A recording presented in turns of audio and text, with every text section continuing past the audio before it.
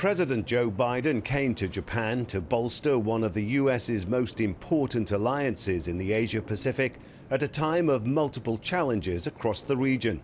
But he may have worsened one of those regional flashpoints with less than tactful answers at the main news conference, as he's done in the past. It came in response to a question about whether the US would respond militarily to a Chinese invasion to take the island of Taiwan that Beijing regards as a breakaway territory. Are you willing to get involved militarily to defend Taiwan if it comes to that? Yes. You are? That's the commitment we made. The US stance on Taiwan has been far more ambiguous in the past, and the White House immediately had to release a statement trying to clarify the US position. But what sounded like a threat to China brought this response. The Taiwan issue is purely China's internal affair, which won't stand for any foreign interference. Issues bearing on China's core interests, including the sovereignty and territorial integrity, there is no room for compromise or concession. No one should underestimate the Chinese people's firm resolution. This has turned into something of a distraction in what is meant to be a strong show of unity against Russian aggression and also against increasing military threats from China, as well as increased missile testing from North Korea.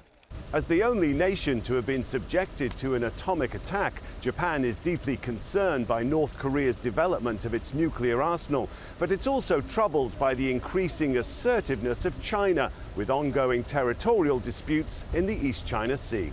As a major power, China has significant responsibilities, also in the economic field, to live up to that responsibility. I think it is important for Japan to work with the United States to encourage China to fulfill its responsibilities in accordance with international rules. I think such attitudes are important.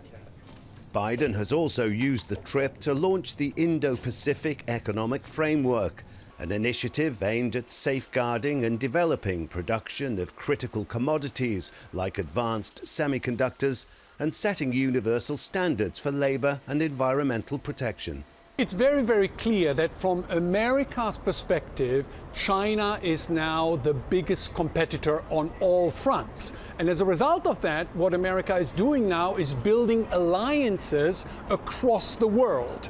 This visit will culminate in a summit meeting of the leaders of the so-called Quad Security Alliance, led by the US and seen as a further attempt to constrain China militarily in the region. Rob McBride, Al Jazeera, Tokyo.